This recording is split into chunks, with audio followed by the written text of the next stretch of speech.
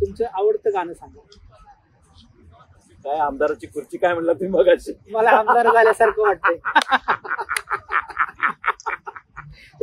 Sorry त्याच्यासाठीच मला आमदार महाराष्ट्रात येऊन व्हायला लागेल. मंडळी नमस्कार. आज आपण आहोत जपानमध्ये आणि आज जपानमध्ये आपण अशा माणसाला भेटणार आहोत की ज्यांचं नाव आहे योगी, अर्थात आमदार योगेंद्र पुराणिक. आपण महाराष्ट्रात असतो त्यावेळेस आपण अनेक वेळा ऐकलंय की मला आमदार झाल्यासारखं वाटतंय. तर मी जपानमध्ये आल्यानंतर सरांना विचारलं, सर तुम्हाला आमदार झाल्यासारखं वाटतंय का? तर खरं तर सर शिक्षण क्षेत्रामध्ये काम करतात. सर आज आपण कुठं बसलोय? पहिल्यांदा सर तुम्हाला नमस्कार. सर आपण कुठं बसलोय आता ते सांगा. नमस्कार.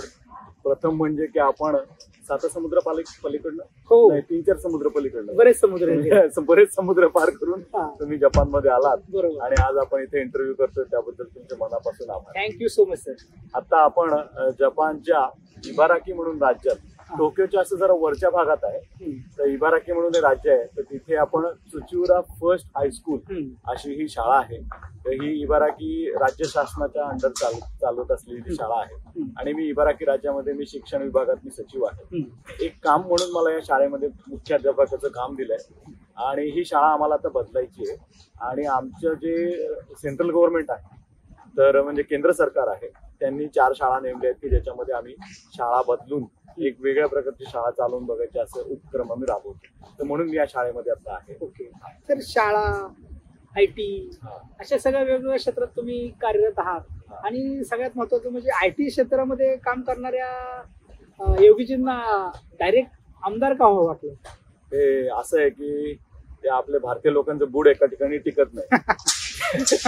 म्हणून पाहिजे ते करून बघायचं असं आपलं ते असतंच आहे. त्यामुळे प्रथम म्हणजे जपानमध्ये तर विद्यार्थी म्हणून आलो आणि मग त्यानंतर IT क्षेत्रात नोकरी करायला सुरुवात केली. मग त्यानंतर मला बँकिंग क्षेत्रामध्ये काम करायची संधी मिळाली. मग बँकेत होतो बरीच वर्ष जपानमध्ये आणि सगळीकडे मी उच्च पदापर्यंत गेलो. पण त्याचबरोबर समाजकार्य करत राहिलो आणि मग ती एक जाणीव झाली की आता हे कार्य जर का मोठं करायचं आहे, काही कारणही होती राजनीतिक, पण हे जर का कार्य मोठं करायचं आणि जर का जास्त लोकांपर्यंत आवाज पोहोचवायचा आहे की आम्ही परदेशी इथं पूर्ण मनाने आम्ही इथं राहतो, त्यामुळे आमचं ह्या जपानच्या समाजामध्ये आम्हाला विलीन करून घेण्यात यावं, हा एक मोठा मेसेज पोहोचवण्याकरता मला असं वाटलं की इलेक्शन मध्ये उतरणं गरजेचं आहे. सर जसं पुण्यामध्ये आमदार झाल्यानंतर चौकामध्ये बॅनर लागतात, अमुक अमुक आमदारांचं हार्दिक अभिनंदन, तसं तुमच्या काही जपानमध्ये बॅनर वगैरे लागले? नाही, अजिबात नाही. ही सगळी कचरापट्टी आहे ना, ती इथे चालत नाही. तर इथल्या लोकांना ती जाणीव खूप मोठी आहे. आणि इलेक्शन हे बॅनर लावून नाही जिंकले जातात, हे मनाने जिंकले जातात. तर बॅनर न लावता तुम्ही जर का मनाच्या लोकांना काबीज करत असू शकत असाल तरच तुम्ही खरं नेता. बरोबर. म्हणजे खऱ्या अर्थाने नेता घडवला जातो, नेता असतो, नेत्याची जबाबदारी काय असते ते तुम्हाला इथं पाहायला. बरोबर. जर का नेता काम करत असेल आणि ते सगळ्यांना दिसत असेल तर बॅनर लावायची काय गरज आहे? तुम्ही सांगा. बरोबर. काम दिसतंय ना काम. आणि भारतामध्ये काय मीडिया कमी आहे का? भरपूर. जपानमध्ये उलट नाहीये मीडिया. जेव्हा मी इलेक्शन मध्ये उतरलं तेव्हा मला जाणीव झाली की आम्हाला खरंच लोकांना असं एक लोकांना जाऊन टॅप करायला लागेल. बरोबर. करा तुम्ही प्रचार कसा केला? प्रचार म्हणजे कसं असतं की इलेक्शन एकदा सुरू झालं की लोकांच्या दारावर नाही जात आहे, इंडिव्हिज्युअली भेटता येत नाही. मग तिथनं ते लाच घे असं या सगळ्या गोष्टी होतात. जपानमध्ये अजिबात परवानगी जर का, आणि पोलीस एकदम प्रामाणिकपणे सर्व्हिलन्सवर असते. इथं निवडणुकीच्या आदल्या दिवशी जे आपल्याकडे चालतं इंडियामध्ये, ते रात्रीचं इथं काय चालतं काय? म्हणजे वोटर बँक फिरवली, इकडला काही समाजाचा घटक आपल्या बाजूने वळवला? नाही, अजिबात नाही. फक्त काही असे एखादी पार्टी आहे की ज्यांचं म्हणजे थोडस त्यांचं एक धर्म अशी निगडीत आहेत ते जरासे, त्यामुळे त्यांचे ते असे एक ठरलेले वोट बँक आहे ते आहे. पण लोकांना काहीतरी भेट वस्तू द्या आणि ती मतं आपल्याकडे फिरवा किंवा पैसे द्या, हे नॉर्मली इथं घडत नाही. तुम्ही फक्त विनंती करू शकता आणि त्यांची मतं घेऊ शकता. हो, अगदीच विनंतीच करावी लागते फक्त, बाकी काहीच करता येत नाही. आणि मग सरकार काय म्हणतं की शाळेची घंटा वाजली तर आपण आपला पिरियड संपवायचं का चालू ठेवायचं ना आपला वर्गावर? तर इथे म्हणजे कसं आहे की इलेक्शनला जाताना की सरकार ठरवतं की हे असा हा बोर्ड आहे, इथे याच ठिकाणी तुमचं पोस्टर लावायचं, तर ठराविक बोर्ड असतात.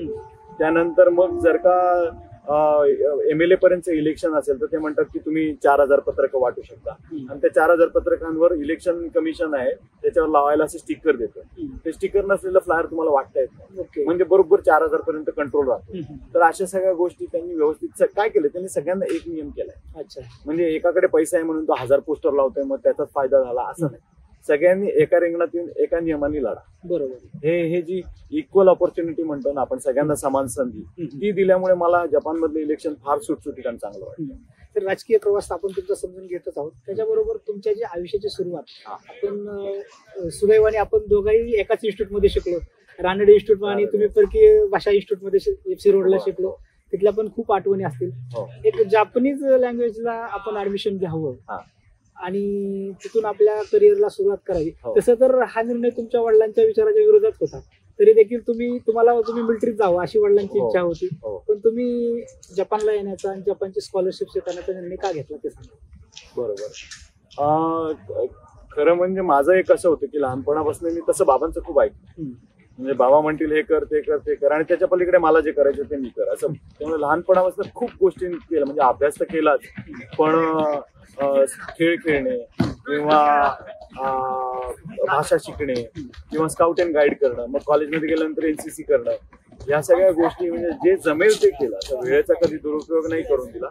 पण काय झालं की हायस्कूलमध्ये एक अशी घटना घडली की हायस्कूलची पहिली परीक्षा होती आणि मी व्यवस्थित अभ्यास नाही केला.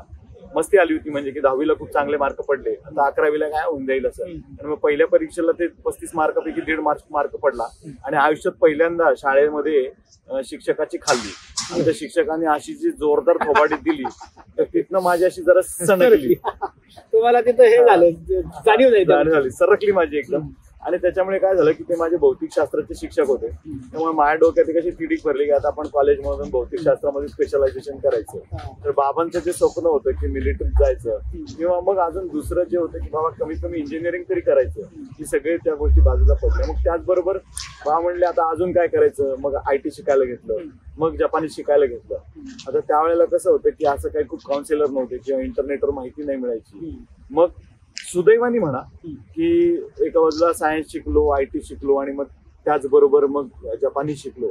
या सगळ्याचं जे कॉम्बिनेशन झालं ते बरोबर त्यावेळेला जपानला आमच्यासारख्या लोकांची गरज होती, तर त्यात मला संधी मिळाली. आणि मग पहिले तर जपानीचा मी प्रत्येक गोष्टीचा खूप मन लावून अभ्यास केला. म्हणजे मग ते IT असू दे, जपानी असू दे, नॉर्मली मी पहिलाच असायचो. आणि खरं सांगतो मी तुम्हाला, घरी जाऊन असं रगडतोय असं नाही, वर्गामध्ये लक्ष ठेवायचं. वर्गामध्ये लक्ष ठेवायचं. शिकत असताना तुम्ही शिक्षक बनले, तो किस्सा काय होते? म्हणजे आताच मी तुम्हाला म्हणलं की मला जपानी खूप चांगलं यायला लागलं. मग त्यामुळे मी 3ऱ्या वर्षात असताना जपानीच्या, म्हणजे आपल्याकडे 3 वर्षाचा कोर्स आहे, तर आमचे एक शिक्षक आहेत, त्यांचा ऍक्च्युली पाय फ्रॅक्चर झाला.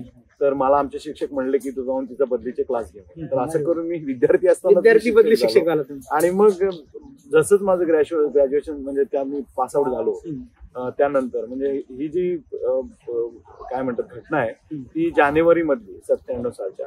आणि मग 97 सालच्या मे मध्ये मी जसं पास झालो, म्हणजे हे झालो, ग्रॅज्युएट झालो, तसंच मग त्यांनी मला पुणे विद्यापीठात शिक्षकाची नोकरी. त्यामुळे 19व्या वर्षीच मी पुणे विद्यापीठात शिक्षक झालो. तुम्ही जपानमध्ये कुठल्या साली आलो? जपानमध्ये मी 1997 साली आलो पहिल्यांदा स्कॉलरशिपवर. त्याच्यानंतर पुन्हा स्कॉलरशिपवर 99 साली.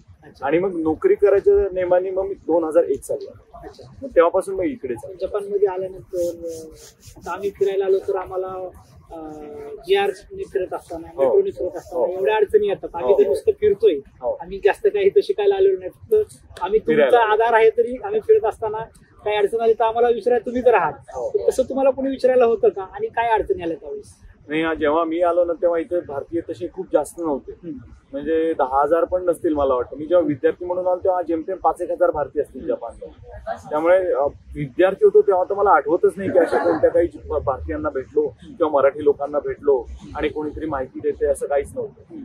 जेव्हा 2001 साली मी आलो आणि मला जपानी स्वतः येत होतं, त्यामुळे मी असं काही खूप लोकांवर कोणावर तरी असं डिपेंडन्सी आहे असं काहीच नव्हतं. पण मग इथं आल्यानंतर मग साधारणपणे 2004-2005 साली मला ती जाणीव यायला लागली की मला पण काहीतरी अशा कुठेतरी म्हणजे माहिती मिळत नाहीये, काहीतरी हे मिळत नाहीये, अशा मला त्या गोष्टींची जाणीव व्हायला लागली. आणि मग मला वाटायला लागलं की अरे बापरे, जर का आपल्याला जपानी येत असताना पण जर का हे प्रॉब्लेम येत आहे तर जपानी न येणाऱ्यांना किती येत असतील. बरोबर. मग तेव्हापासून ते माझं समाजकार्य जरा असं हळूहळू सुरू झालं. पण योगी सर इथं आता आम्ही फिरत असताना मागच्या 5-6 दिवसामध्ये पाहिलं की जपानमध्ये खूप रिझर्व्ह लोक पाहायला मिळतात हो. की ते एकतर मदत करायची तर तुम्हाला ते पक्षेशन पर्यंत सोडवायला येईल. बरोबर हेल्पफुल पण पाहायला मिळतात, पण ते जरा रिझर्व्ह लगेच ओपन होत नाही. बरोबर. तो फटका तुम्हाला देखील बसला. हो, बसला ना. म्हणजे जेव्हा सुरुवातीला आलो ना त्यावेळेला म्हणजे ऑफिसमध्ये तर कोणीच असं बोलायचं नाही किंवा घरी गेलं तर शेजारी कोण राहतंय कळायचं नाही. तर पहिले जेव्हा सुरुवातीला नोकरी करता आलो ना, जेव्हा मी स्कॉलरशिपवर आलो तेव्हा आजूबाजूला फॉरेनची मुलं होती, त्यामुळे मग त्यांच्याबरोबर चालत जायचं. पण जेव्हा नोकरी करायला आलो तेव्हा तसंही नाही, खूप एकाकीपणा वाटायचा. आणि तुम्हाला आयुष्यपत सांगतो म्हणजे की 3 महिने झाले ना, माझी अशी इच्छा झाली की पळून जायचं. मी खरंच माझ्याकडे कंपनीचं तिकीट होतो, मी त्यांना म्हटलं की मी 1 आठवडा जाऊन येतो, 1-2 आठवडे जाऊन येतो. इतका एकलकोंडीपणा आला की ते फारच डोक्याला आलं. आणि ते खूप मुलांबरोबर घडतं मी पाहिलं. त्यामुळे त्याच्याकरता एक काहीतरी अशी एक समाज व्यवस्था बनवण्याची गरज खूप आहे. आजकाल कसं झालंय की आजकाल आता आपल्या समाजामध्ये म्हणजे मराठी पण असू द्या किंवा इतर समाज आता सारखे काहीतरी कार्यक्रम चाललेले असतात, मग त्याची माहिती पसरते, मग लोक पाहायला येतात. त्यामुळे जराशी अशी लोकांची जोडणी चांगल्यापैकी सुरू झाली आहे. भारत आणि जपान मधलं खऱ्या अर्थाने सेतूचं जे काम करताय ते तुम्ही करताय की तरुण मुलांना ज्यावेळेस पाहिल्यानंतर सर्वाधिक कालच मी एका फॅमिलीला भेटलो तर ती फॅमिली पण सांगत होती की योगी सरांचं जे आम्ही ऐकतो तर योगी सरांच्या विचारातून आम्हाला अनेक गोष्टी शिकायला मिळतात किंवा तुमचे ब्रॉडकास्ट अनेक लोक पाहतात. तर हे जे तरुण इंडियातून जपानमध्ये येतात त्यांना असे तुम्ही कुठले सल्ले द्याल की बाबा तुम्ही या गोष्टीची काळजी घ्या आणि इथं या? हे खरं काय माहितीये का, जपान हा जरा मजेशीरच देश आहे. कारण की जपानची माहिती ना इंटरनेटवर इतकी मिळत नाही. आणि जपानमध्ये आता तुम्ही येऊन बघितलं असेल की फार काटेकोरपणा आहे. आणि प्रत्येक गोष्टीत शिस्त आणि काटेकोरपणा आहे. डिटेल येते एकदम डिटेल मध्ये. तर कसं आहे की आता आपली मुलं तिकडनं येतात तर त्यांना हे पण माहिती नसतं की तिकडनं येताना सामान काय घेऊन यायचं. मी तर म्हणतो तुम्ही तिकडनं येताना ना एक लोणच्याचं पॅकेट आणा, पापड आणा. कारण की पहिले काही दिवस असतात ना ते इतकं आपल्याला घरापासून दूर आल्याची इतकी जाणीव करून देतात. तर ती पण मी आमची जी वेबसाईट आहे, माझी पण वेबसाईट आहे, तर त्याच्यावर मी ती लिस्ट बनवून टाकली की तुम्ही भारतातनं जर का पहिल्यांदा येणार असाल तर तुम्ही हे घेऊन या. ही तुमची चेकलिस्ट आहे, मोठी चेकलिस्ट आहे. मग त्याच्यामध्ये पण अंडरवेअर बनियन पासून सगळं लिहिलंय की इतके सेट घेऊन या. तर ह्या गोष्टी म्हणजे त्यापासून सगळी लिस्ट बनवली आहे. तर जेव्हा तिकडनं जी मुलं येतात त्यांना पहिली गोष्ट म्हणजे की जपानमध्ये येण्या अगोदर थोड्या ह्या सगळ्या गोष्टींची माहिती करून घे की जाताना काय घेऊन जायचं, कशी तयारी करून जायची किंवा इकडचं हवामान काय आहे त्याप्रमाणे कपडे काय तयार करून घेऊन जायचे. तर ह्या सगळ्या गोष्टी आहेत ना त्याची पहिले जाणीव करून घ्यायला ची गरज आहे. आणि मग त्याच्या व्यतिरिक्त अलिखित नियम कुठले पाळले पाहिजेत? कारण काय होतं मी बऱ्याच देशांमध्ये फिरतो त्यावेळेस मला असं जाणवतं की आपण खूप काय आपली तरुण असतील की किंवा तिथे गेल्यानंतर फोटोकॉपी असेल, कुठल्या पब मध्ये जाणं असेल, मिक्स होणं असेल, काही चुका घडतात, अनेक चुका घडतात. तर आता तुम्ही 25 वर्ष झालं जपानमध्ये राहतात की एक 3-4 गोष्टी अशा सांगा तुम्ही की या गोष्टीची प्रत्येक भारतीय आल्यानंतर ती काळजी घेतली पाहिजे आणि अलिखित नियम पाळले पाहिजे. बरोबर आहे. आता एकदम अशा छोट्या गोष्टींपासून आपण विचार करू की जेव्हा दुकानात जेव्हा शॉपिंगला जातो तेव्हा वस्तू उचलून आपल्या बॅगेत कधीच टाकायची. मी पैसे देणार होतो असं म्हणलं तरी तो चालत. तुम्ही पाहिलं की दुकानांना सगळीकडे त्यांच्या बास्केट असतात, त्या बास्केटमध्येच ठेवायची. मग ती एक वस्तू पण चुकून आत नाही गेली पाहिजे.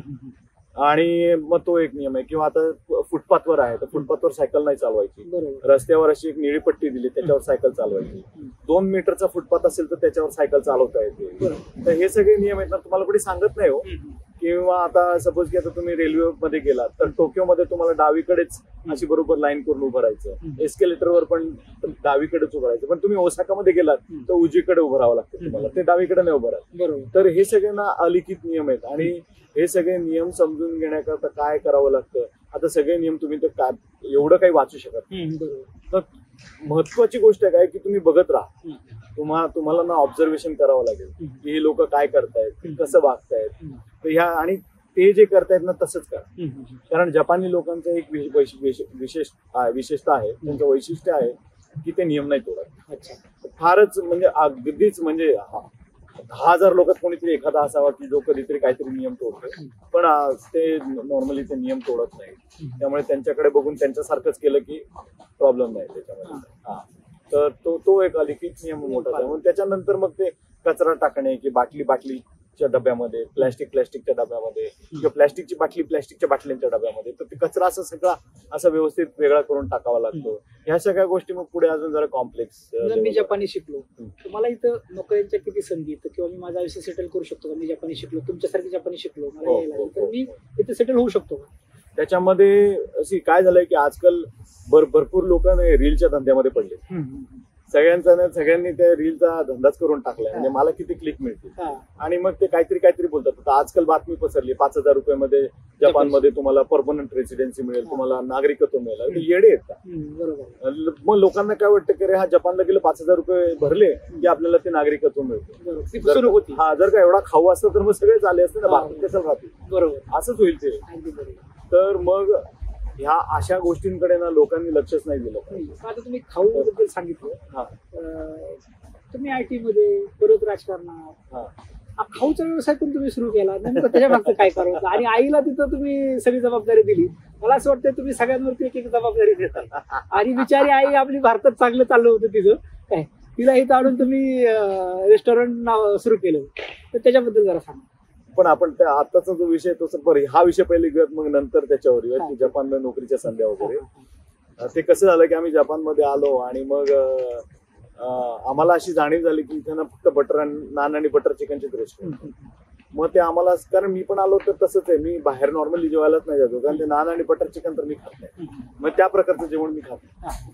मग ते असंच बोलता 2012 सालची गोष्ट आहे. मी आणि आई जरा आजारी पडलो होतो, तर आम्ही म्हणलं की मग चला आपणच सुरू करूयात. आणि जस्ट असं पलंगावर आजारी झोपलेच आम्ही असं काहीतरी कॅज्युअल मध्ये बोललो आणि मग 2-4 महिन्यात आम्ही रेस्टॉरंट सुरू करून टाकलं. आता 13 वर्ष होत आली रेस्टॉरंट सुरू होऊन. आणि 13 वर्षात म्हणजे जपानी लोकांनी खूपच चांगला प्रतिसाद दिला. आपलं रेस्टॉरंट साधारणपणे ते किमान 70-80-100 वेळा तर टीव्हीवर आले. तर खूपच चांगला. आईच्या नावाने ते रेखा नावाने रेस्टॉरंट सुरू. हो, आईच्या नावाने. ते मायेचं घरच आहे. आणि तिथल्या जी अन्नाची चव आहे ती खऱ्या अर्थाने कौटुंबिक आणि घरातली चव आहे. आणि आईचं तर प्रत्येक गोष्टीत बारीक लक्ष असतं. बरोबर आहे. आणि म्हणजे तुम्ही सुदैवी आहात की फॉरेन मध्ये राहून देखील तुम्हाला आईच्या हातचं खायला मिळते. आणि आमच्यासारखे तुमचे मित्र येतात त्यांनाही तुमच्यामुळे खायला मिळते. बरोबर आहे. त्याबद्दल तुमचं सगळ्यात अगोदर दीवार मधला डायलॉग आहे ना, मेरे पास माँ है. खऱ्या अर्थाने तुम्हाला खूप तुमची बॅकबोन आई आहे. मी आई, कारण की काय तुम्हाला खरं सांगू का की आई वडील आजी आजोबा हे जवळ असणं फार गरजेचं आहे. कारण तेच आपल्याला शिस्त लावतात. बरोबर, तेच आपल्याला शिस्त लावतात. नाही आपण लगेच बेशिस्त होतो. आणि आई बरोबर असल्यामुळे मला ती खूप जाणीव होते. आता आपल्या पुणे मुंबई सारख्या शहरामध्ये देखील आईचं आजीचं हे प्रेम कमी होत दिसतं. पण तुम्ही आणि चिन्मय पण तुमचा मुलगा भाग्यवान आहे की तो खऱ्या अर्थाने आजी बरोबर त्याला ते एक्सप्लोर करता येतं. आणि मला वाटतं मी पाहतोय गेली 6-7 दिवस झाले की तो आजी बरोबर खूप वेळ घालवतो. प्रत्येक गोष्टीत त्याला आजी लागते, व्यायामाला असेल, बाकीच्या गोष्टी असतील. बरोबर. आणि आजीला पण त्याचं काय चाललंय ते सगळं माहिती असतं. बरोबर. हे जे खूप तुम्हाला आनंदाचे क्षण. राईट. त्या विषयावर मला महत्वाचं ते असंच वाटतं की काय आलं की माझ्या पिढीमध्ये आई वडिलांना माझ्या पिढीच्या आई वडिलांना असं वाटायला लागलंय की आपले आई वडील फारच शिस्त लावत होते. आपण मुलांना जरा सूट द्यावी. पण मी बघतोय ना ती सूट जरा चुकीच्या दिशेने चाललेली आहे. आणि मला असं वाटतं की माझ्या पिढीतले जे आई वडील आहेत ना ते सूट द्यायच्या नावावर स्वतःचीच सूट करून घेतात. तर ते तसं नाही झालं पाहिजे. मुलांना शिस्त म्हणजे एक शिस्त लागलीच पाहिजे. आणि त्या शिस्तीच्या मध्ये त्यांना तुम्ही सूट द्यायचा, त्यांना पिरियड द्या की बाबा दिवसातला हा अर्धा तास तुझा, दिवसाचा 1 तास तुझा, पण सकाळी या वेळेला उठायचं, संध्याकाळी या वेळेला झोपायचं. आणि मग या वेळेला तुम्हाला ते मंत्र उच्चार करायचे किंवा काय करायचंय, अभ्यास करायचा. त्या अभ्यास पण असं नाही की 2-2, 4-4 तास करा, 15-15 मिनिटाचे स्लॉट करा. तर सूट देणं म्हणजे अगदी सूट देणं आणि शिस्त विसरून जाणं ह्या 2 गोष्टी फार वेगळ्या वेगळ्या. शिस्त गेलीच नाही पाहिजे. मला तुम्हाला विचारायचं की तुम्हाला लहानपणी वडिलांकडून शिस्तीचे धडे मिळाले. वडील तुमचे मिलिटरी आणि ह्याच्यामध्ये काम करत असल्यामुळं, तुम्ही शिक्षण केंद्रीय विद्यालयात झाल्यामुळे तुम्हाला शिस्तीचे धडे पहिल्यापासून तुमच्यावरती गिरवले गेले, तुमच्या हातून गिरवले गेले. भौतिक शास्त्रातली तुम्ही आठवण सांगताना एक शिक्षकांनी मारलेली थापट ती पण तुम्ही सांगितली. तर आपले लाखो प्रेक्षक आपला पॉडकास्ट बघतायत, तर ते अनेक तरुण आहेत, तर त्यांना तुम्ही कुठल्या 4 गोष्टी शिस्तीच्या तुम्ही तुमच्या आईकडून आणि वडिलांकडून शिकल्यात ते सांगा. महत्वाची गोष्ट म्हणजे की तेच की सकाळी बाबा इतक्या वाजता उठायचे ते तर नक्कीच. खरं म्हणजे ना ही किती वाजता उठायचं आणि किती वाजता झोपायचं नाही, ही सायकल तर आपली पहिली गोष्ट तर आपण ठरवली पाहिजे. म्हणजे कधी 10ला झोपतोय, कधी 11ला झोपतोय, कधी 12ला झोपतोय, ही अनियमितता जी आहे ती आपल्या मेंदूला पहिले तर खराब करते. त्यामुळे उठायची वेळ, झोपायची वेळ ही शिस्त पाहिजेलच आहे. आणि मग त्याच्यानंतर एक आमच्या बाबांनी एक बेर मिनिमम शिस्त लावली होती की बाबा की संध्याकाळी 7 वाजता हे शुभंकरोतीची वेळ आहे, त्यामुळे अर्धा तास मंत्रोच्चार करायचेच आहे. मग त्याच्यामध्ये ना आपण धर्म आणू नये, कारण हे मंत्र उच्चार आहेत ना, हे आपल्या मेंदूला ऍक्च्युली चालना देणाऱ्या गोष्टी आहेत, तुमची मेमरी वाढवणाऱ्या गोष्टी आहेत. तर तुम्ही मंत्रोच्चार नाही करायचं नका करू, पण मेमरी वाढवण्याकरता तुम्ही रोज तुमच्याकरता किती वेळ देणार आहे, ही महत्वाची गोष्ट आहे. हे जे 30 मिनिटं आहेत मंत्रोच्चार करायची, ती खरं मी मला देतोय ती वेळ, मी देवाला देतोय ती वेळ नाही, ती वेळ मी मलाच देतोय. तर किंवा आमचे बाबा आहेत ना, ते म्हणजे 8ला जेवण म्हणजे 8ला जेवण 9ला झोपायचं, म्हणजे 9ला झोपायचं. आमच्या बाबांचं तसं होतं. आणि ते एकदम रोज ठराविकच तेवढं. केंद्रीय महाविद्यालयातली शिस्त आणि घरची शिस्त ह्या दोन्हीच्या मध्ये योग्य होते. एकदम एकदम एकदम शाळेमध्ये पण तशीच शिस्त एकदम व्यवस्थित, म्हणजे केंद्रीय विद्यालयामध्ये कधी चूक नाही. पण त्यामुळे खरंच म्हणजे खूप खूप आईकडून कुठला गुण शिकला ते सांगा. आईकडून आई आमची फार सामाजिक पण राहिली आणि कडक पण राहिली, दोन्ही बाजू तिच्यात राहिल्या. म्हणजे आता आमची आई कसं की आमची आई लग्न झालं तेव्हा 7वीत होती, लग्न झाल्यानंतर मी शाळा सुटली. मग नंतर शिकायची इच्छा होती, मग बाबा आणि आमचे तसे सपोर्टिव्ह होते. त्यामुळे मग तिने मग टेलरिंग शिवणकामच्या इन्स्टिट्यूट मध्ये गेली. जपानमध्ये पण टेलरिंग करतात. हो, मग ती काय ते थांबतच नाही, ते थांबवू पण नाही. हा, ज्या दिवशी ती थांबेल ना त्या दिवशी सगळंच थांबेल असं वाटतं. मग ते काय म्हणतात ते विसरायचा आजार, अल्झायमर वगैरे या सगळ्या गोष्टी सुरू होतील, तब्येतीच्या रडारडी सुरू होतील. तर ते थांबायची गरज नाही, जोपर्यंत होतंय ते होऊ द्यावं असं मला वाटतं. आणि मी तिला त्या सगळ्या गोष्टींना सपोर्ट करतो, मी कधीच पाय ओढत नाही, कधीच नाही. एक कौटुंबिक योगी पाहिले आम्ही, आयटीतले योगी पाहिले, राजकारणातले योगी पाहिले, पण तुम्ही जे स्पिरिच्युअल योगी पण आम्ही पाहिले. तुमच्यावरती खूप भगवद्गीतेचा प्रभाव आहे. तुमच्या घरामध्ये मी अनेक ठिकाणी फिरताना जे कल्चर सेंटर आहे त्या ठिकाणी जापनीज मध्ये तुम्ही भगवद्गीता केली, मराठीत भगवद्गीता, इंग्लिश भगवद्गीता, हिंदी भगवद्गीता. तुमचं जे भगवद्गीतेचं प्रेम आहे, आपल्या धर्माविषयीचं प्रेम आहे, आपल्या संस्कृतीविषयीचं प्रेम आहे, तुम्ही 25 वर्ष जपानमध्ये राहून देखील हे प्रेम कधी विसरला नाही. तुमच्या ते बोलण्यामध्ये, वागण्यामध्ये आणि व्यक्तिमत्वामध्ये सातत्याने दिसते. तर मला असं विचारायचं तुम्हाला की हे प्रेम तुमच्यात जे मूळ ते कुठून आलं आणि ते तुम्ही अद्याप कसं टिकवत ठेवलं? बरोबर. मी 4 वर्षाचा असल्यापासूनच आमच्या घराजवळ एक गुरुजी राहायचे, त्यांच्याकडे आमचं 4-4थ्या वर्षापासून ट्रेनिंग सुरू झाली. मग बरीच वर्ष आम्ही त्यांच्याकडे, ती रोजची ठराविक वेळ, त्यामुळे त्यांच्याकडनं खूप चांगले धडे मिळायचे. आई संध्याकाळी झोपताना रामाच्या गोष्टी, कृष्णाच्या गोष्टी हे आमच्या झोपायच्या रोजचं काम म्हणजे. आणि मग त्याच्यानंतर मग आपला 80चं दशक तर महाभारताने गाजवलं. त्यामुळे त्यातला जो कृष्ण होता आपला, मग तो आजपर्यंत आपल्या सगळ्यांच्या मनातला कृष्ण आहे. आणि त्याने जो आपल्या मनात जो कृष्ण बसवला ना, मग त्याला तर काही तोडच नाही. आणि तिथनं मग जी गोडी तयार झाली. पण सर्वात मोठं काम मला मग जपानमध्ये जेव्हा इस्कॉनचं देऊळ आलं, तर ते इस्कॉन असू दे नाही तर काय, पण त्यांच्याकडे ते भगवद्गीता जी होती ती त्यांना जपानीमध्ये करायची होती. तर आम्ही एक मोठी टीम बनवली आणि त्या टीम मध्ये मग मी स्वतः 2 भगवद्गीतेचे चॅप्टर मी ट्रान्सलेट केले, म्हणजे जपानीमध्ये केले. त्यांच्या साईटवर माझं नावही होतं. तर तो मला वाटतं ना की हा एक मोठा योग आहे, तसं आला पाहिजे. आणि मग आमच्या भारतात येणाऱ्या अर्जुनासाठी तुम्ही कृष्ण आहात. तुम्ही जे आम्ही जिथे चुकतो ते तुम्ही सांगता. नाही, खऱ्या अर्थाने ते एक मित्राची गरज लागते. कृष्ण ही देव म्हणून मी घेत नाही, तर इथं एक मैत्री प्रेम म्हणून घेतो. तुम्ही खऱ्या अर्थाने सगळ्यांच्या आमच्या. पण एक महत्वाची गोष्ट म्हणजे मला असं जाणवलं की जेव्हा मी जपानमध्ये आलो, तर जपानमध्ये मला खऱ्या अर्थाने कर्मयोग दिसला. इथली लोक आहेत ना, तुम्ही बघा, ते उगाच वाटचाल बोलणार नाही, ते आपलाच विचार करत असतात, ते नियम पाळतात. त्यांच्या योगात खरंच इतकं मन लावून काम करतात ना, सिन्सिअरली. त्यांना किती जमतं तो विषय नाही, पण ते मन लावून काम करतात. तुम्हाला माझ्या ऑफिसमध्ये ना ते 125 लोक माझ्या इथे हाताखाली, तुम्हाला एक पण असं दिसणार नाही कुठेतरी उभं राहून काहीतरी उगाच टवळतोय किंवा उगाच फोनवर कोणाशी तरी बोलत बसला, तुम्हाला दिसणारच नाही. तर हा जो यांचा कर्मयोग आहे ना, तो पण आम्हाला भेटला. आणि त्यानंतर मग आता यावर्षी आपण गेल्या वर्षी, खरं माझी गेल्या वर्षी गोविंदगिरी महाराजांची माझी ओळख झाली. त्याच्यावरती मी येणारच आहे. तुम्ही आता सांगितलं की कर्मयोगी राजा म्हणजे आपले छत्रपती शिवाजी. बरोबर. प्रत्येक मराठी माणसाच्या, प्रत्येक भारतीय माणसाच्या मनामध्ये शिवाजी महाराज की म्हटलं की जयच. आणि खऱ्या अर्थाने कर्मयोगी राजा कोण असेल तर छत्रपती शिवाजी महाराज आहेत. प्रत्येक गोष्टीमध्ये आपण शिवाजी महाराजांकडून अनेक गोष्टी शिकत असतो. तर तुम्ही शिवाजी महाराजांना पण सोडलेलं नाही. शिवाजी महाराजांना पण तुम्ही जपानमध्ये येताना पकडून आपल्या देशामध्ये शिवाजी महाराजांना तुम्ही आदर्श ठेवून तुम्ही डोळ्यापुढे आदर्श ठेवून त्यांना जपानमध्ये आणलं आणि तेही त्यांच्या मूर्तीची त्यांच्या स्टॅच्यूची स्थापना तुम्ही गोविंदगिरी महाराजांच्या हस्ते केली. गोविंदगिरी महाराजांचं त्याच्याविषयी मी जास्त न बोललेलं बरं, इतकं त्यांचं मोठं काम होईल आपल्या सगळ्यांना माहिती आहे. तर हा योग कसा जुळून आणला की आता ठीक आहे हॉटेल व्यवसाय होता, राजकारण होतं, IT होतं, एकतरी क्षेत्र बाकीच्या लोकांसाठी सोडा, आमच्यासारख्या लोकांसाठी तर आलेले तुम्ही सगळे क्षेत्र घेतल्यानंतर आम्ही काय करायचं. नाही ते असं झालं की काय झालं की 2 वर्षापूर्वी मी गेलो होतो मॉरिशसला आणि तिथे मी बघितलं की त्यांच्याकडे मराठी जणांची जी आहे ती 7वी-8वी पिढी चालू आहे आणि त्यांच्याकडे जरा एक मी पाहिलं की त्यांची ती मराठी भाषेची एक जी लिंक कडी म्हणतो आपण ती जरा तुटत आली आणि संस्कृतीचं कनेक्शन पण तुटत आलं. तर मग त्या लोकांनी आता काय केलं की त्यांनी फार एक जोर लावला की बाबा ही आपली संस्कृती आणि भाषा आपण जपून ठेवूया आणि त्या ह्याच्यामध्ये त्यांनी काय केलं की त्यांनी महाराजांचा एक मोठा अश्वारूढ पुतळा त्यांनी तिथे उभा केला. तर मी त्यातनं मला खूप हे प्रेरणा मिळाली आणि मग मी म्हटलं की जपानमध्ये पण आपण असंच काहीतरी केलं पाहिजे. आपली आता 2री पिढी आहे तर मग ते 2रीची 3री होईल, 3रीची 4थी होईल, तर तिथे एक ब्लँक एक पडू नये.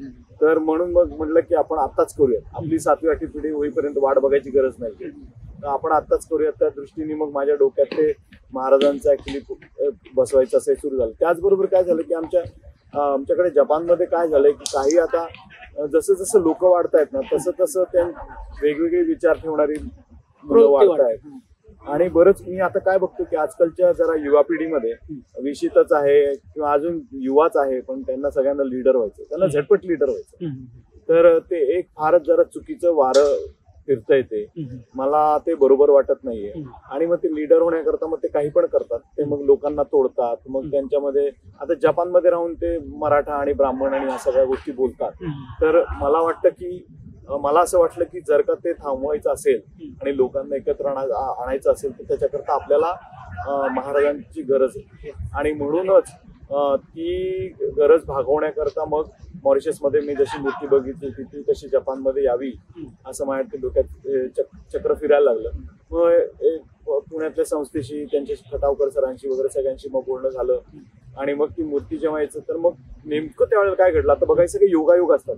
मी गोविंदगिरी महाराजांचं युट्यूबवर एक भाषण बघितलं आणि ते पण मला कोणीतरी पाठवलं आणि त्याच्यावर त्यांनी शिवाजी महाराजांवर इतकं सुंदर भाष्य केलं होतं. माझ्या डोक्यात मग हेच बसलं की गोविंदगिरी महाराजांनाच घेऊन येतं आणि त्यातल्या त्यात माझा भाचा आहे पुण्यामध्ये केशव म्हणून, केशव विद्वान. तर मी जस्ट त्याच्याशी बोललो तर तो म्हणला अरे गोविंदगिरी महाराज का आपण बोलूया त्यांच्याशी. आणि आम्ही मग असंच गेलो त्यांच्याकडे आणि म्हणलं सर आपल्याला तिकडे मूर्ती लावायची तर गुरुजी तुम्ही कृपया ते म्हणले कधी जायचंय ते इतकं. आणि गोविंदगिरी महाराजांनी पण म्हणजे इतकी साथ दिली आणि ते जपानलाही आले तर तेव्हा इतकं म्हणजे त्यांनी आम्हाला प्रेमळ हे दिलं म्हणजे आमच्या बरोबर राहिले ते. तर म्हणजे की ही अशी मोठी लोक असतात ना त्यांच्यात सगळ्यांना विलीन करून घ्यायची शक्ती असते. शक्ती तुम्ही जे आता सांगितलं की शिवाजी महाराजांचा स्टॅच्यू तुम्ही बसवला आणि या ठिकाणी तुम्ही शिवाजी महाराजांचा आदर्श डोळ्यासमोर ठेवून इथे तुम्ही राजकारणात काम करताय, IT मध्ये काम करताय, शिक्षण क्षेत्रात काम करताय. तर तुम्ही आता 25 वर्षाचा राजकीय जीस आहे तुमच्याकडे. तुम्ही कुठलाही माणूस तयार होत असताना चढ उतार आयुष्यात आणि गोष्टी बघत असतो, काही अनुभव घेत असतो. तर तुमच्याकडली राजकारणाची जी शिबिर तर ह्या राजकारणाच्या शिबिरातून तुम्ही आपल्या भारतीय राजकारण्यांना कोणता सल्ला द्याल म्हणजे तुम्हाला ह्या गोष्टी त्यांना सांगाव्याशा वाटतात की तुम्ही जर भेटले तर त्यांना हे तुम्ही गोष्टी तुम्ही त्यांना सांगताल. मला वाटतं की आपल्या भारताकडे खरं विद्येचा, संस्कृतीचा, बऱ्याच गोष्टींचा आपल्याकडे खूप महान ठेवा आहे, जबरदस्त महान ठेवा आहे आपल्याकडे. पण आपल्याकडे जे आता सगळंच जे राजकारण चाललंय किंवा जे शासन चाललंय म्हणजे सगळे अधिकारी पैसे खात आहेत किंवा राजकारण्यांकडे पैसा झालाय आणि मग ते आपल्याकडे इलेक्शन सुद्धा असे चालतात. मला वाटतं की कुठेतरी जरा एक त्या गोष्टीला एक कुठेतरी जरा ब्रेक लावावा थोड्या काळाच्या पद्धतीने आणि आपण एक खरंच एक चांगला भारत बनवण्याकरता आपल्याला काय करता येईल या गोष्टीचा सगळ्यांनी एक खरंच एक शुद्ध मनाने आपण विचार करावा. आणि त्याच्याकरता ना आपल्याला दुसऱ्यांकडे बघायची गरज नाहीये, आपण आपल्याकडेच बघायची गरज आहे की आपण कुणीकडे चाललोय. आणि बदलायची गरज आहे. बरोबर. खरंच बदलायची गरज आहे. कोण तर अमेरिका बघा कसा देश आहे आणि जपान बघा कसा देश आहे. मग जपानमध्ये बघा शाळा कशी असते. का दुसऱ्यांकडे बघायचंय? आपल्याकडे नव्हतं का? आपल्याकडे सगळंच होतं. आपण ते चित्रांमध्ये बघतो, आपण ते कहाण्यांमध्ये बघतो, पण प्राचीन भारतापासून आपल्याकडे सगळं आहे आणि आपण काही करू शकत नाही असं नाहीये. आपल्याला फक्त जाणीवेची गरज आहे आणि ती जाणीव ज्या दिवशी प्रत्येकाला होईल.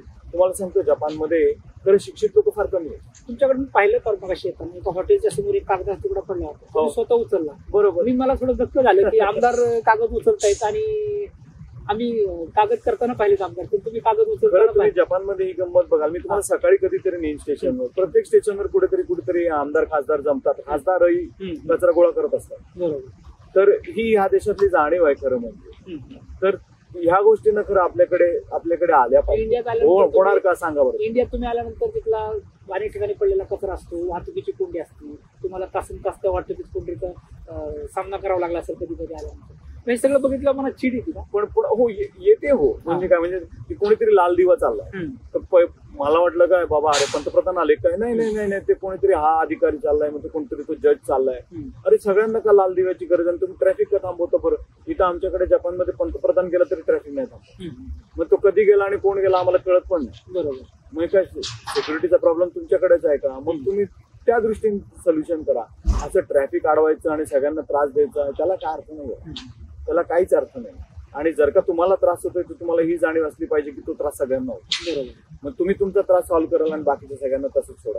हे बरोबर नाही. हे बरोबर. तुम्ही अगदी त्या बारीक बारीक गोष्टींचा आपल्या राजकारण्यांनी जर तुम्ही सांगितलेल्या बारीक गोष्टीचा जर अभ्यास केला तर आपल्या अनेक गोष्टी आपल्या बदलतील आणि निश्चितपणे आपल्याला चांगल्या गोष्टी तिथे उभा करता येतील. तर हे तुम्ही सांगितलेले सल्ले आम्ही आत्मसात केले पाहिजेत आणि त्यातून बदल केला. हो फारच छोट्या गोष्टी होत्या. कोणी पण बदलू शकतं. फक्त आपल्यामध्ये ती जाणीव आणि ते करण्याची इच्छा, या दोन गोष्टी असल्या पाहिजे. होतं.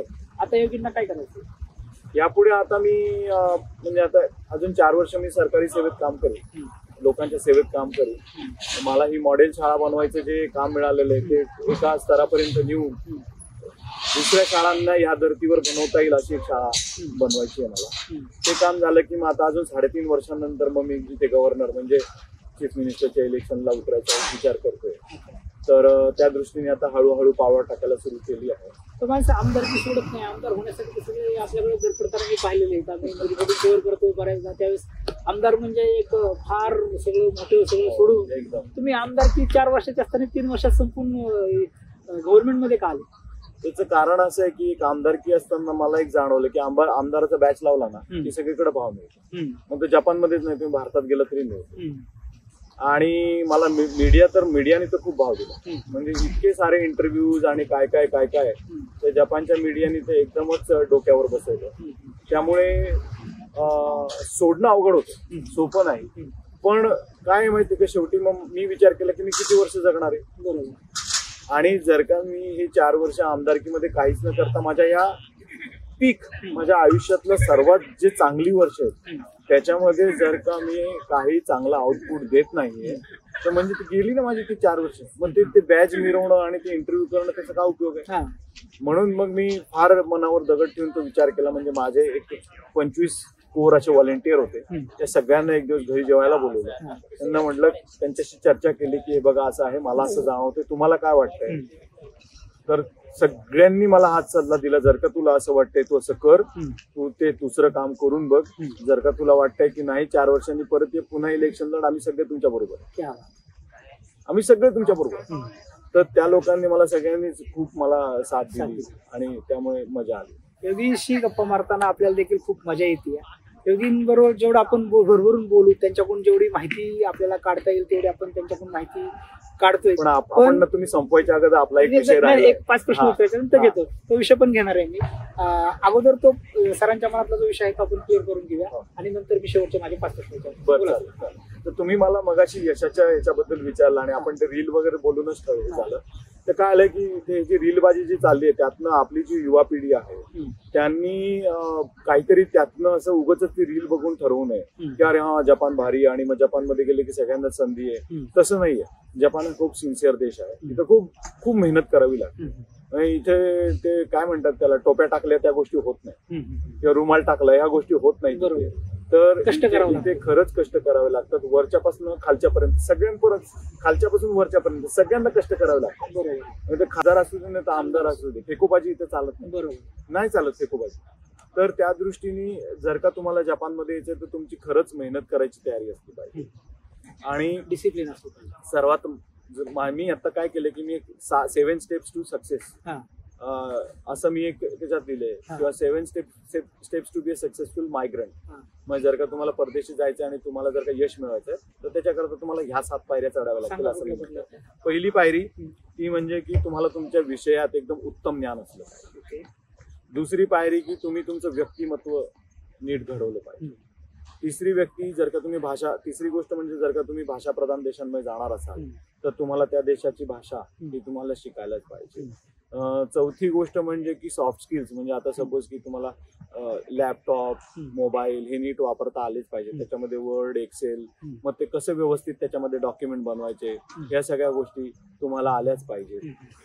त्याच्यानंतर मग पाचवी गोष्ट म्हणजे की तुम्ही ज्या देशात जाणार आहात त्या देशाची तुम्हाला व्यवस्थित माहिती काढायला पाहिजे. तुम्ही जाण्या अगोदर की तिकडची व्यवस्था कशी आहे, तिकडचं हवामान कसं आहे, या सगळ्या गोष्टींची माहिती काढायला पाहिजे.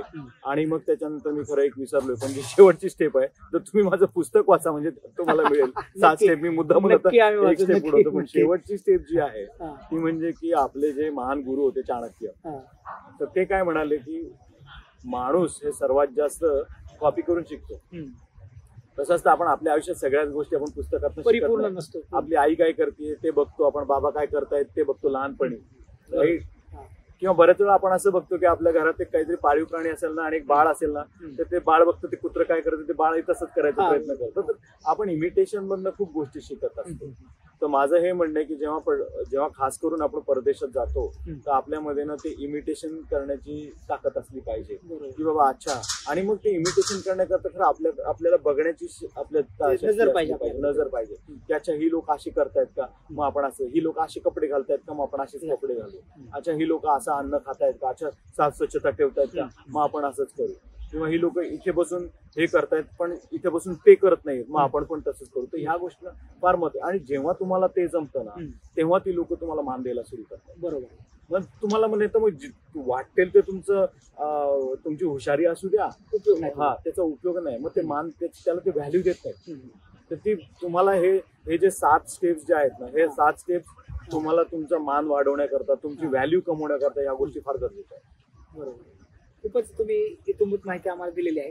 आता सर शेवटचे 5 प्रश्न एका वाक्यात. बरं. त्याच्यामध्ये मी काही प्रश्न तुम्हाला एका वाक्यात म्हणजे मराठीत सांगा तुम्ही, आणि त्या प्रश्नाची काही प्रश्नांची उत्तर जापनीज मध्ये पण मला द्या. आपण ते घेऊया एक. चालेल. योगींचा आवडता पदार्थ? बेसनचा लाडू. क्या बात. आईच्या हातचा साजूक तुपातला बेदाणा लावलेला. योगींचे आवडते लेखक? माझे आवडते लेखक खरं मी शिव खेराचा खूप फॅन.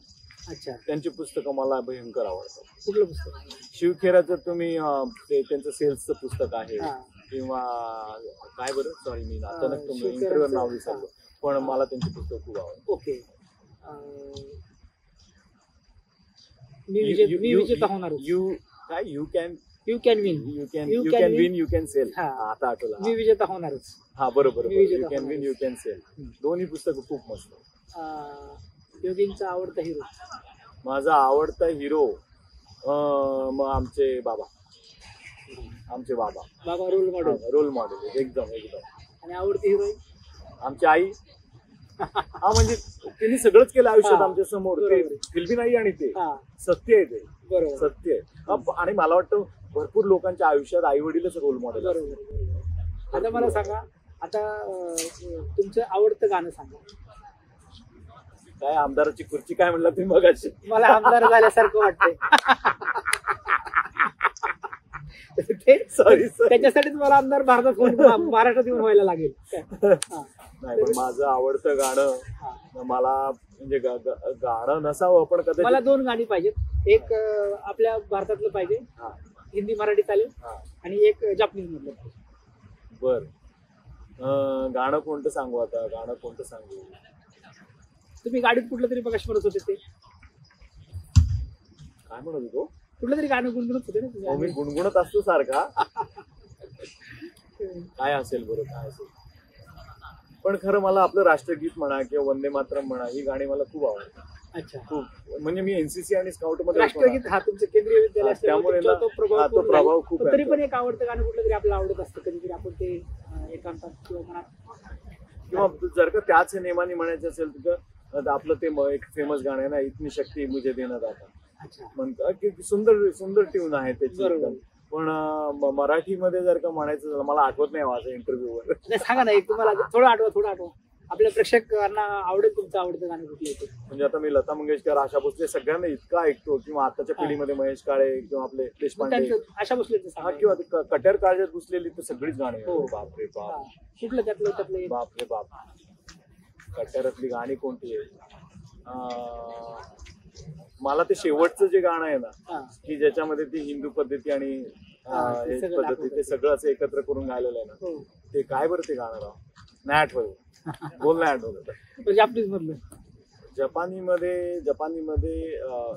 जपानीमध्ये ना एक फार जुनं गाणं आहे, उवे ओ मुईते आरुको म्हणून. थोडं म्हणा. उवे ओ मुईते आरुको. तर असं ते वा गाणं वा, आहे. छान छान छान. तर तुमचं मराठीतलं आवडतं गाणं कोणतं? फारच अवघड प्रश्न आहे हो हा. हा, सांगा.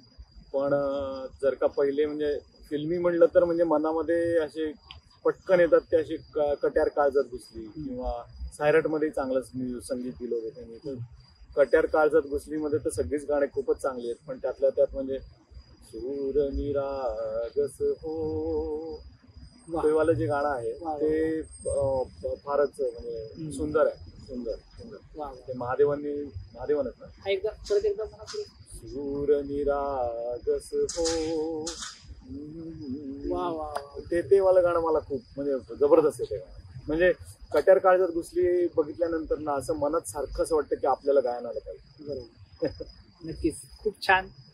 पण गेली अर्धा तास झालं सरांशी मनमुराद अशा गप्पा मारलेल्या आहेत. योगी सरांकडून खूप शिकण्यासारख्या गोष्टी आहेत. प्रत्येक तरुणाला आपलं आयुष्य घडवताना ही नक्कीच मुलाखत योगी सरांची प्रेरणादायी ठरेल. एका 6x6च्या रूममध्ये राहणारा हा तरुण एक स्वप्न घेऊन जपानमध्ये आला आणि जपानमध्ये येऊन स्वतःचं विश्व निर्माण केलं. अनेक तरुणांसाठी ते आयडॉल आहेत आणि त्यांच्या कामातून त्यांनी सिद्ध करून दाखवलेलं आहे की एक व्यक्ती किती प्रकारच्या क्षेत्रामध्ये काम करू शकतो. मी उल्लेख करतानाच सुरुवातीला ते आमदार झाले याचा उल्लेख केला. IT मध्ये सरांनी काम केलं. छत्रपती शिवाजी महाराजांचा पुतळा उभा करून सामाजिक कार्यामध्ये जे जपानमध्ये त्यांनी काम केलंय, की प्रत्येक भारतीयांना येताना जपान म्हटलं की योगी आणि योगी म्हटलं की जपान, अशी जे समीकरण त्यांच्यामुळे निर्माण झालेलं आहे. तर ते आपल्याला अनुभवता आलं. सर, तुम्ही आम्हाला वेळ दिला, तुमचे मनपूर्वक मनापासून खूप खूप आभार. धन्यवाद.